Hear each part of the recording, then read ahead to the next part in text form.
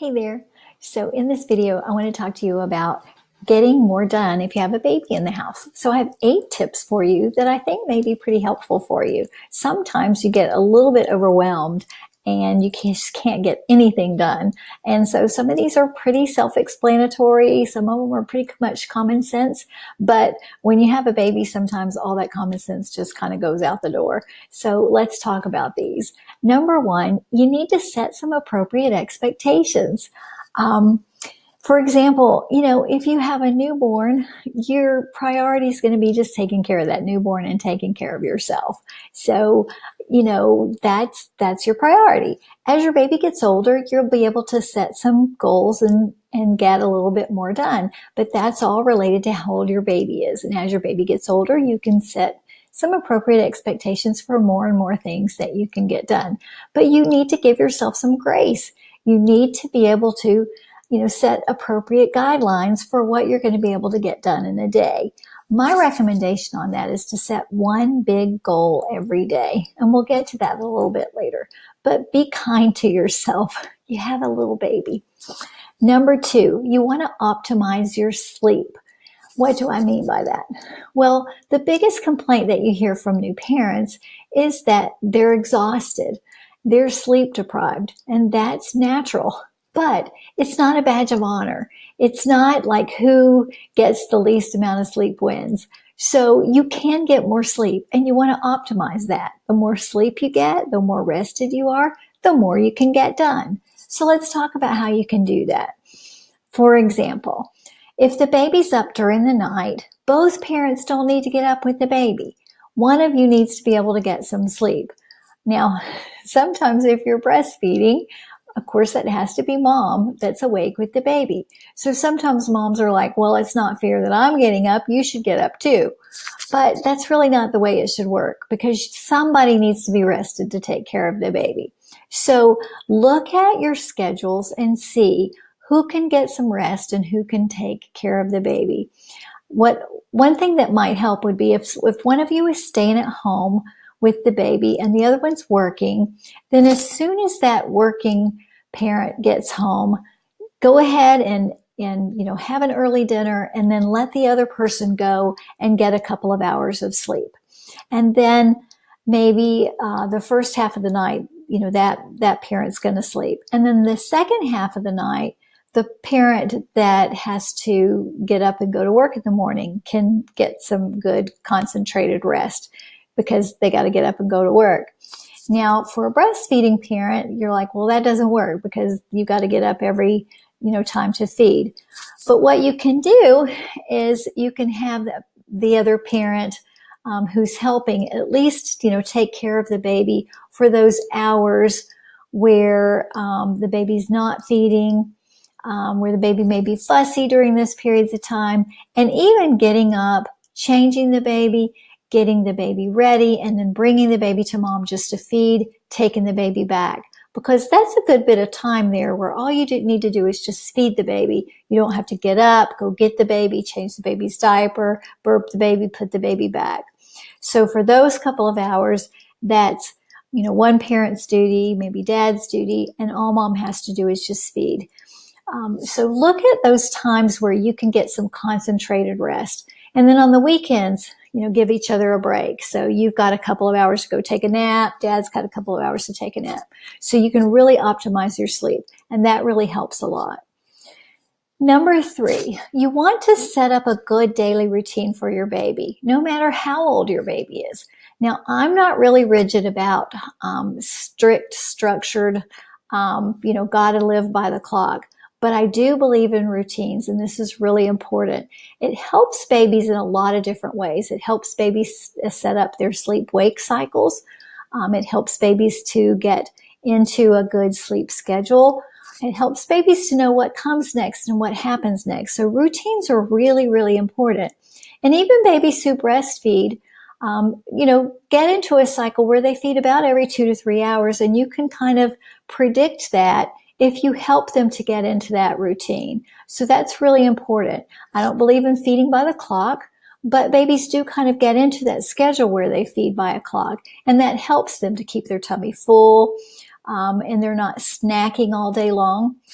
So if they feed at a good, 2 to 3 hour schedule, or formula fed babies feed about every 3 to 4 hours, you can feed them on those, fairly predictable schedules, and then they will sleep at really regular periods of time. And that helps you a lot, and it does help the baby a lot. So helping the baby to get into a routine that becomes predictable for them and predictable for you, it helps babies to know what happens next in the day, and it's really helpful for them. And then do everything around that period of time. So when the baby wakes up from their nap, you want to do diaper change, tummy time, feeding time, everything kind of coordinated in that same period of time. Now, these things are really helpful for lots of different parents. So whether you're a stay-at-home mom or dad, whether you are a parent who's trying to work from home, whether you are, I'm going to plug my computer in while I'm talking to you, whether you are a parent who is working and you stay or just trying to get in and out of the, home and coming in and out at a, predictable periods of time. These techniques are really very helpful for all parents, but it's particularly helpful for parents who are trying to work from home. But all of these things are really helpful for you. So you want to kind of batch your baby's activities together. And then the baby will have some longer periods of time where they can take their naps, because sleep is very vital for babies. And if they're getting interrupted during the day, they don't have, those long periods of time to take their naps. And then if you can set that routine, then you will have some longer periods of time where you can get things done. So number 4 is batch your activities and your baby's activities together. Now, I'm sure you've always heard that you should sleep when the baby sleeps. Well, that is very true. So in the beginning, in those first 6 weeks, you want to get a lot of rest and you want to help your body to heal. So you should try to sleep when the baby sleeps. And anytime you're tired or you need some rest, take a nap when your baby is taking a nap. But there are other things that you need to do too when your baby sleeps. So if you're trying to get more done, you should eat when your baby eats. So if you're feeding your baby, you should have your snacks or your lunch when you're feeding the baby. Now, in the beginning, it's really hard to figure out how to do anything, multitask anything at all, but you'll get really good at that. And so you can have your lunch when you're feeding your baby. You can eat something with one hand while you're holding the baby and feeding the baby with another. You will get really good at that. I promise. So do that. Make sure that you can combine your activities so that it doesn't take you twice as long. You fed the baby and then you have to go and feed yourself. So combine your baby's activities. It's called batching. So the way that you can do that is number 5, set up baby stations all throughout your house. So it's surprising how much time it takes or how much time you can save by being very organized with your baby stations. So, if you have to stop, go take the baby to the baby's room, go look for diapers, go look for diaper rash cream, you left your wipes somewhere. All of that adds up over the course of a day. So be very organized with your baby needs. And if you have a baby changing station, and a feeding station together, then you can change your baby's diaper. You can sit down and feed your baby. In that place where you're going to feed the baby, have that place one particular place. And next to that place, have your snacks, your water.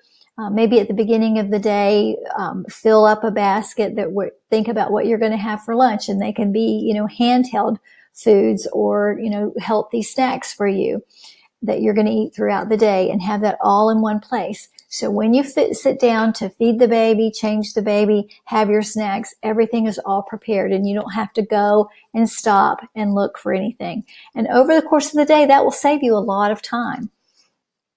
Number 6, you want to systemize and organize and batch all of your baby's needs. So think about all the things that you do over the course of the day or the week for your baby. So for example, do you work part-time or full-time and you're pumping for your baby? So if that's the case, then you're going to need to be cleaning pump parts and sterilizing pump parts and bottles. Okay, what's involved in that? Think about that and write that down, and all the things that you need for that, you need to have in one particular area in your kitchen. Have everything that you need to that all in one place. Or if you feed your baby from a bottle all the time, or sometimes you're going to need to be cleaning those bottles and sterilizing those. Have those all in one place. If you have particular needs for, feeding your baby. Baby's a little bit older and maybe the baby's eating baby food. Where are all the supplies that you need for that? And what do you need for that? Have those all in one place. If you drink a smoothie for breakfast every morning, have all of everything that you need for that all in one place in your refrigerator, so you can make that in 5 minutes. And I know I can do that. I have a smoothie for breakfast and everything's in one particular place in the refrigerator, and I can pull that out and I can make that smoothie in 5 minutes. Make sure that everything that you need for your baby that you purchase, do you have to go to this store and this store and this store and this store? Order that online from Amazon and put it on automatic shipment, so you don't even have to think about it. It all just comes. Your diapers, your wipes, your particular diaper rash cream, your the particular bottles that you use, any supplies that you use for your babies, put those on automatic shipment, so that that's time that you don't have to spend going and getting those things, and that'll free up your time. So have a system for everything that you do for your baby, so that everything is in one place and everything is systemized, so that you're not wasting time going back and forth and looking for things. And write it down and stick it on the inside of your cabinet door, so that everybody knows this is how we do things and you don't even have to think about it. Okay, so now we're going to get to your goals and things that you want to accomplish during the week. So think about, maybe you set Sunday night as a time that you sit down for maybe just 30 minutes and plan out what you need to do for the week. What are your goals? What are things that you want to accomplish? And write those down. Make a list of everything, and then divide them into tasks. When you have those big goals, then what are the tasks that you need to accomplish to meet that goal? And if you're really, really structured and organized, you may even want to put a time, estimated time that it takes for each of those tasks. And if there are some of those that have preparation involved in them, write the preparation, what it takes to what are you going to need for those things. And the reason that you want to do that is when you get your baby kind of settled, no matter how old your baby is, maybe the baby's down for a nap, or it's a little bit older baby and they're settled and they're playing alone, and you have that free time, then you're going to say, okay, I have some time to get something done. If you don't know what it is that you're going to do, a lot of times we end up wasting all of that time trying to decide what it is they're going to do right now. Okay, the baby's playing quietly, maybe the baby's taking a nap, and maybe your baby sleeps for 45 minutes to an hour usually. Then you're like, well, what am I going to do? And oftentimes what we do is the thing that's right in front of us. That thing that is that urgent thing. Maybe your baby living room is just a mess, and so you end up cleaning up the living room. But the things that are on your goal list don't ever get accomplished because you can't think of what they are, fast enough. But if you've made that list of your goals and your tasks, then you can quickly go to that and you can, say, okay, I'm going to get this accomplished right now. And so that's a good way to do that. And what I recommend, and I said this at the beginning, is pick that one thing that you're going to accomplish every day. And if you have that one goal that you're going to accomplish every day, those urgent things that, that are staring you in the face, you can bypass those because you know that one goal that you're going to accomplish. But if you don't have your one goal in mind, then you'll never get to it, because all those little things that are staring you in the face and that are distracting you will be the things that take over. And that, I think, is why particularly moms who stay at home, but other, parents who are trying to get things done, who are at home, can feel overwhelmed and can feel like you're not getting anything accomplished. It's because you get distracted by all those things that are, taking your attention away. There's always something that's going to need to be done, always. And you're always going to feel like there are things that don't get done, because there's always any homeowner, feels like there's always something to be done. But if you have that one goal and you work on that first, then if there's time left over, then you go on to the things that are next on your list. But if you try to accomplish that one goal first, you'll know that because you have it put on your list, and you can work towards that. Now, number 7 is try to get some help. Now, I think we all would love to be able to afford, a nanny or someone who could come in and help us, particularly those who, are working from home.